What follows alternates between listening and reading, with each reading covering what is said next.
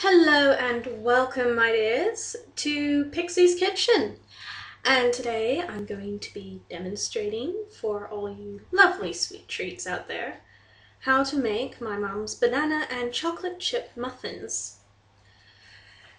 Now the first thing that I need to warn you guys about is that most of these measurements will be in metric cups and teaspoons, etc., and not in imperial. For those of you who prefer to use measurements like ounces or grams and other such things, there will be a note at the very end of all of the conversions appropriate for this recipe. What you're going to need is an egg, which is floating around here somewhere and hiding. There we go. One little bitty egg.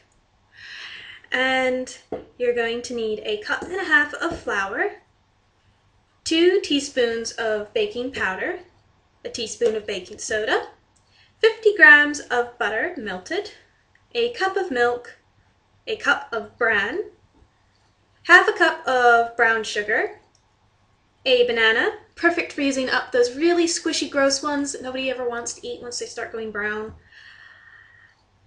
And you're also going to need half a cup of chocolate chips, or anything else small and tasty. I think the original recipe used walnuts, but of course children don't eat anything vaguely healthy, so Mom swapped it out with chocolate chips. And you're also going to need golden syrup. Now, I left this particular little treat until last because I have a tiny American vegetarian friend who had never heard of golden syrup before. Apparently it's an Australasian thing, or at the very least not found in the Americas. Now I'm fairly certain that you can substitute golden syrup with either molasses or maple syrup, anything with a similar really thick consistency and really strong sweetness. Now, to begin, first things first, turn that oven on and make sure that it's at 215 degrees Celsius. I don't know what that is in Fahrenheit, but I will look it up for you guys so that you don't have to. Once that's done, you're going to want to grab a sifter, and you're going to need to sift through the cup and a half of flour, a cup measure, which incidentally had the colors on it rub off, so I had to carve the measurement into the handle. 1 cup and half a cup, but not quite, because of course you never get things like half cups in a full cup measure right on the first go. Got your flour in there. Now you're going to need your baking soda and baking powder. So 2 of your baking powder, provided that I can get the lid open without covering everything in white, and provided I can find my teaspoon measure.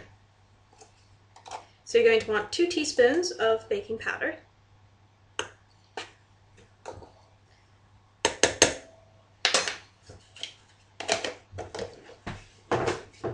and 1 of baking soda. This is always exciting because as the level gets lower, it gets progressively more difficult to actually get the baking flour out of this thing. Baking powder, that should be. There we go. Actually, no, that was baking soda. 1 teaspoon of baking soda. Now, we just sift the whole lot through. I swear, these old-fashioned mixers are one of the handiest things ever. There's no shaking around, no getting it everywhere. You just turn the little handle, and it all flows through.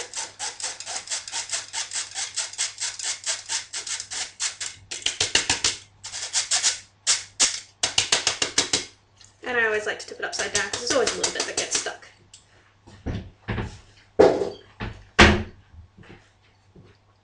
Then you're going to want to stir in your bran, chocolate chips, or whatever else is small and tasty, and your half cup of sugar.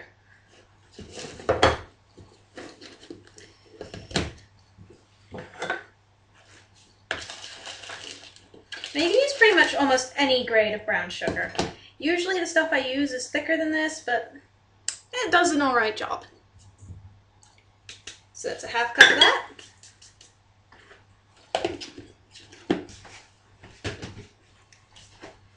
A cup of bran.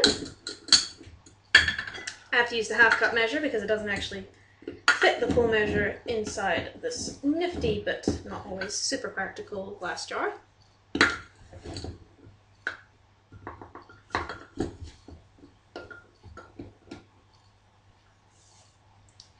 And we add in the chocolate chips. Now you can play a bit fast and loose with the amount of chocolate chips. If you have slightly less than a cup on you, you can get away with it. If you're a little bit of a chocolate chip fan, you can chuck some more in. Don't put too much in though, because otherwise you end up just with an awkward chocolate layer that sticks to the bottom of the muffin pan. I tried that once. Wasn't the best of results. There we go, roughly half a cup of chocolate chips. And a little bit for Cook's Nibbles. Cook's Nibbles, very important. Right then. We're going to want to grab a spoon. I prefer wood because it makes me feel cooler. And stir it all in. For this, finer grades of brown sugar can be handy because they don't tend to clump as much and so stir in easier. There you go, mixed through. Now's the part where things start to get a little bit gross and a little bit sticky, but that's alright because you end up with an awesome end product. Now, butter, which I mentioned earlier. We're going to need 50 grams of that, which is about there-ish maybe. Yeah, that looks about 50 grams. Now the thing about this recipe is it is quite forgiving. You can get away with a lot of stuff. Variations in egg size, banana size, how many chocolate chips you have, what kind of brown sugar you use. It doesn't really matter in the end because I've yet to make a terrible batch of this and I'm not always the most consistent of cooks. Now here comes the really fun part. The golden syrup.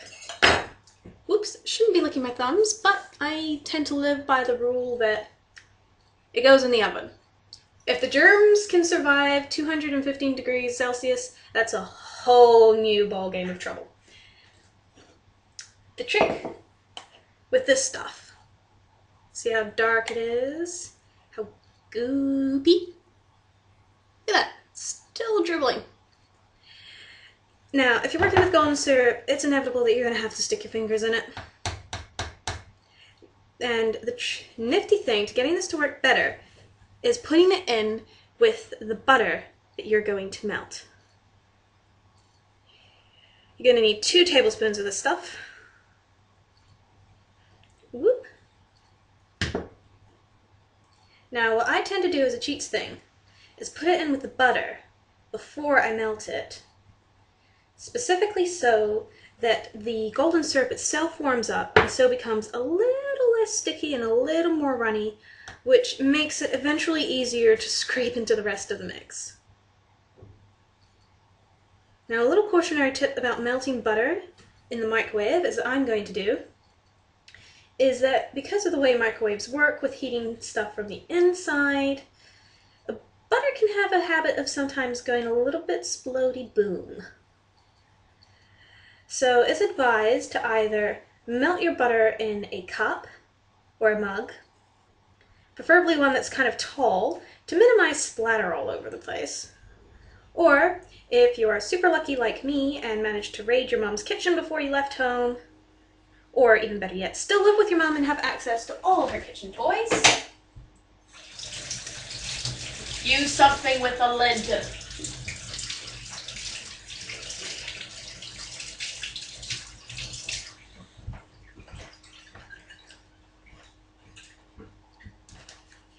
Now I have this particularly nifty little Pyrex dish, microwave proof, that just so happens to come with a lid.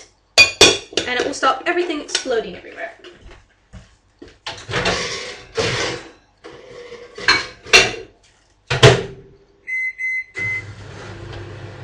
Now I'm just going to nuke that for 30 seconds. If you don't have a lid, then you can do it in 15-second bursts to make it less likely to explode all over the place.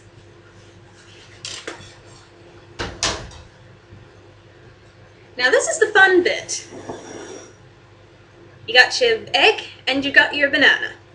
And what you're gonna do is make the world's grossest looking pseudo-scrambled eggs.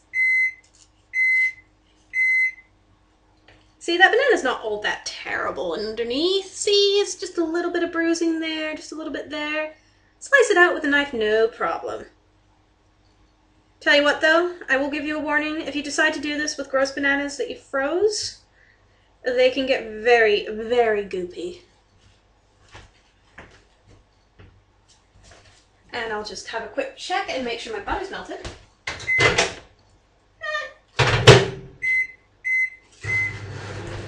Not yet, so we'll give it another 30 seconds.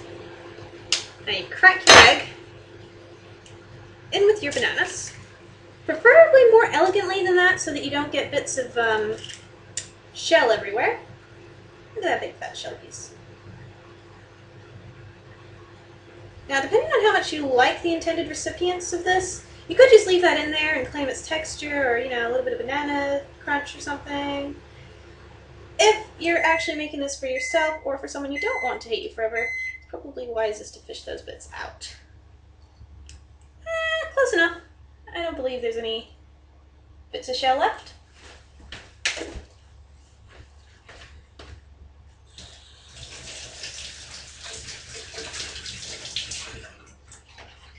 But that's okay because I have always been terrible at cracking eggs without either getting them everywhere or just plain not managing to crack them.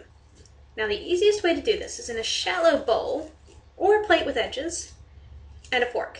And you just mash that all up together. This is the other reason why this recipe is best made with oldish bananas, is because they mash a lot easier. I've tried doing this with fresh bananas before, and it gets kind of interesting when you're chasing this banana around the plate.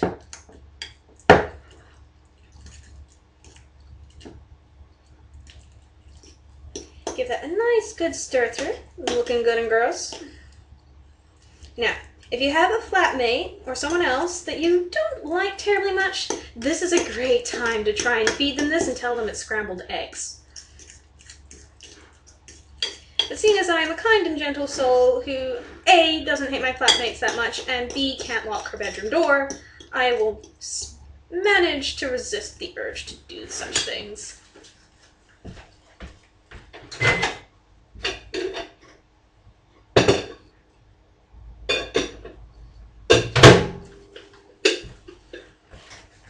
And here is my butter and melted golden syrup, and as you can see, it's swirling around really good in there. Not so much the really thick consistency of the golden syrup earlier. Now, what you do is you take all of your wet ingredients, banana and egg goop, melted butter and golden syrup, and that cup of milk that I bet you almost forgot about, and you chop all of that in with the dry ingredients.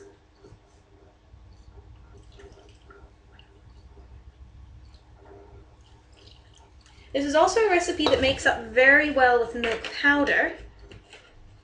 Just put the powder in when you sift the flour, and then add the cup of water at this point. And that'll pour as nice and easy. Get a little bit scrape and get all of that delicious golden syrup goodness out.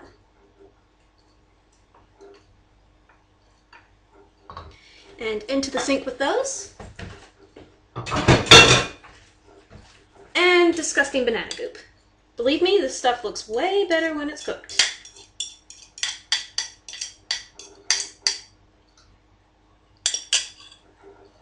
Ew, banana goop. Which is stuck all over my finger. I don't really want to get it all over my spoon.